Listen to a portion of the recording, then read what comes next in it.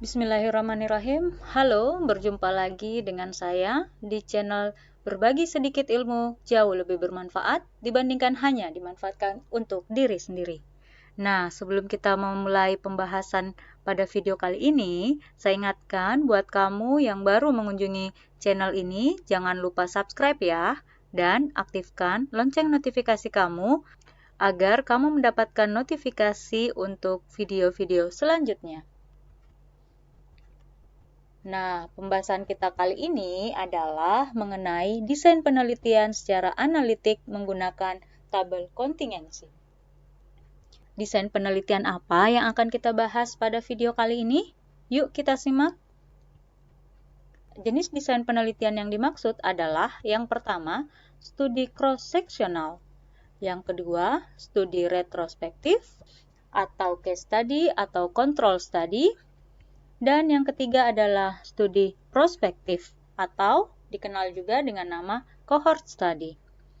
Bagi kamu yang mau tahu detail bagaimana penjelasan tentang jenis desain penelitian ini, jangan di-skip ya, tonton sampai habis video kali ini. Nah, bagaimana cara analisis berdasarkan jenis desain penelitian yang tadi menggunakan SPSS ya? Yuk kita simak penjelasannya. Nah, yang pertama, tabel kontingensi. Tabel kontingensi merupakan suatu tabel yang digunakan untuk melihat hubungan antara dua variabel kategorik. Jadi, pada desain penelitian ini hanya ditujukan untuk variabel yang bersifat kategorik. Nah, analisis apa sih yang cocok untuk melihat hubungan dua variabel kategorik ini? Analisis yang dimaksud adalah analisis chi-square.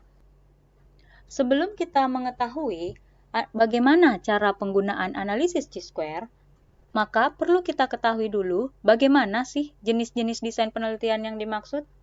Baik, yang pertama adalah studi cross-sectional. Studi cross-sectional mempelajari hubungan antara pengamatan faktor risiko dan efek secara bersamaan, di mana studi cross-sectional ditandai dengan pengukuran variabel bebas atau faktor risiko dan variabel tergantung, yaitu efek yang ditimbulkan akibat faktor risiko yang dilakukan secara simultan pada saat yang bersamaan.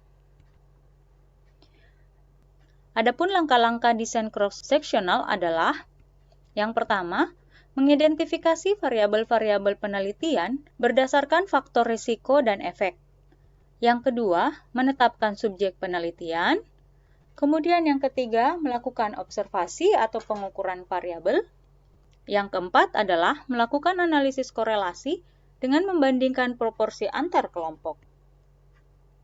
Apa saja sih yang menjadi keuntungan dan kerugian dari jenis desain penelitian cross-sectional?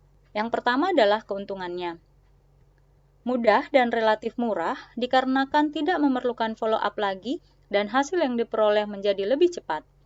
Yang kedua, relatif cocok atau sesuai untuk sekedar mendeskripsikan distribusi suatu penyakit yang dihubungkan dengan status paparan. Kemudian yang ketiga adalah memungkinkan menggunakan populasi masyarakat umum. Yang keempat adalah dapat untuk meneliti sekaligus dengan menggunakan banyak variabel. Dapat dimasukkan sebagai tahapan awal untuk penelitian kohort atau eksperimental. Sedangkan kerugiannya adalah dibutuhkan subjek uji yang sangat besar. Yang kedua, tidak menggambarkan penyakit, insiden maupun prognosis. Yang ketiga, sulit menentukan sebab akibat karena pengambilan data resiko dan efek dilakukan secara bersamaan. Yang keempat, studi prevalensi lebih banyak menjaring subjek yang mempunyai masa sakit yang panjang daripada yang pendek. Yang kelima, tidak praktis untuk meneliti kasus yang jarang. Dan yang terakhir adalah tidak tepat digunakan untuk analisis kausal, karena penelitian analisis kausal menuntut adanya sekuensi waktu yang jelas antara paparan dengan penyakit, di mana paparan mendahului penyakit. Sebagai contoh, seorang peneliti ingin melakukan penelitian dengan melihat hubungan antara genetika dengan kasus kanker payudara. di mana yang menjadi faktor resiko di sini adalah hubungan genetikanya, sedangkan yang menjadi efek adalah bagaimana kasus kanker payudara yang terjadi akibat adanya hubungan faktor dari genetika. Desain yang kedua. Desain yang kedua adalah studi retrospektif atau case study atau yang dikenal juga dengan istilah control study, di mana studi kasus kontrol adalah rancangan studi epidemiologi yang mempelajari hubungan antara paparan atau faktor penelitian dan penyakit dengan cara membandingkan kelompok kasus dengan kelompok kontrol berdasarkan status paparannya. Nah, tujuan dari dilakukannya studi kasus kontrol ini adalah untuk mengidentifikasi faktor-faktor risiko yang terjadi dari suatu penyakit.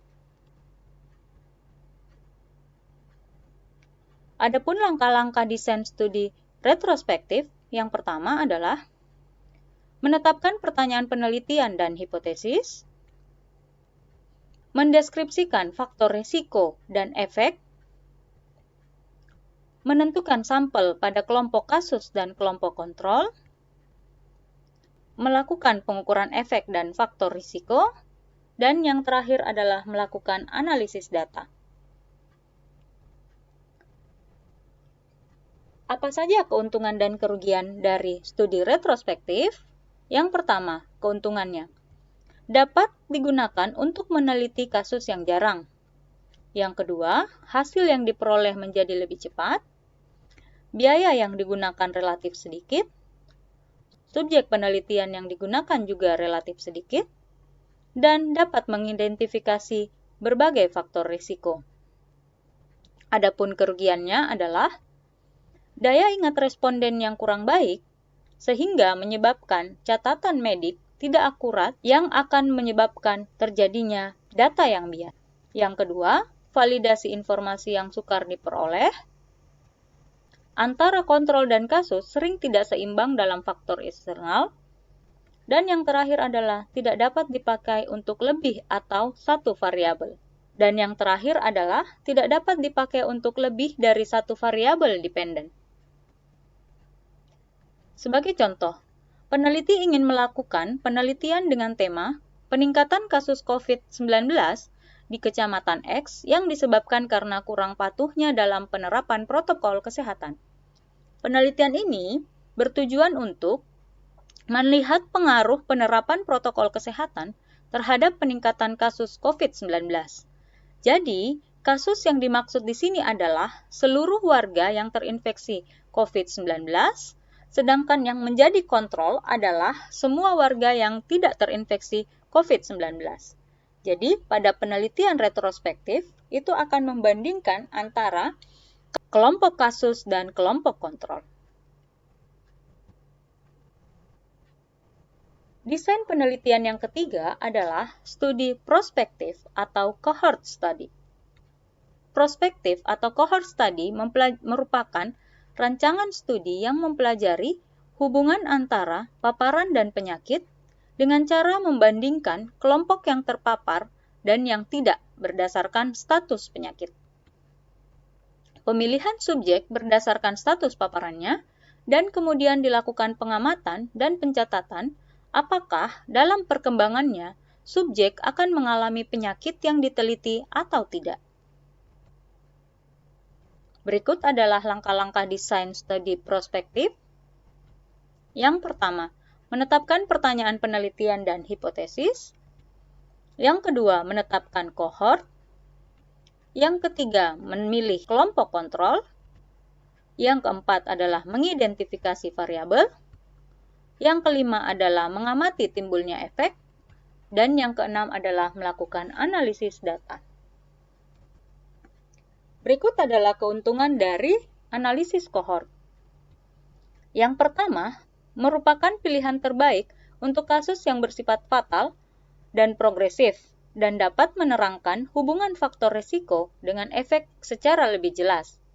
Yang kedua, desain terbaik untuk menentukan insiden perjalanan penyakit. Yang kedua, menjadi desain terbaik untuk menentukan insiden perjalanan dari suatu penyakit. Yang ketiga, dapat digunakan untuk meneliti beberapa efek sekaligus. Yang keempat, sesuai dengan logika studi eksperimental dalam inferensi kausal. Yang kelima, cocok untuk meneliti kasus paparan yang langka. Dan yang terakhir adalah memungkinkan mempelajari sejumlah efek secara serentak dari suatu paparan. Adapun kerugiannya, membutuhkan waktu yang lama, mahal, dan rumit, dikarenakan harus mengamati dalam beberapa periode waktu. Yang kedua, adanya ancaman dropout yang dimungkinkan karena berkurangnya unit pengamatan yang besar, bisa disebabkan karena migrasi, meninggal dunia, maupun partisipasi yang rendah, serta faktor yang lain. Yang ketiga adalah menimbulkan masalah etika. Yang keempat adalah tidak efisien untuk mempelajari penyakit langka, kecuali dengan jumlah sampel total yang lebih besar. Sebagai contoh, suatu penelitian dilakukan untuk memahami efek penggunaan aspirin terhadap pembentukan trombus. Pada penelitian ini ditemukan ada 20 pasien yang menggunakan aspirin dan ada 10 pasien yang tidak menggunakan aspirin. Kemudian akan diamati pada setiap pasien apakah terjadi pembentukan trombus ataupun tidak. Jadi akan ada pengamatan faktor risiko secara prospektif sehingga memunculkan efek yang ditimbulkan oleh faktor risiko. Efek yang dimaksud di sini adalah apakah pasien tersebut mengalami pembentukan trombus ataupun tidak setelah pemberian aspirin. Penasaran gimana cara analisisnya menggunakan SPSS? Tunggu di video selanjutnya ya. Jika kamu merasakan manfaat atas video kali ini, jangan lupa di-share ya. Dan jangan lupa di-like serta komen ya. Dan bagi kamu yang belum mengaktifkan lonceng notifikasi, jangan lupa diaktifkan ya, sehingga kamu tidak akan ketinggalan pada video-video selanjutnya. Sekian dari saya, semoga bermanfaat. Sampai jumpa di video berikutnya. Wassalamualaikum warahmatullahi wabarakatuh dan terima kasih.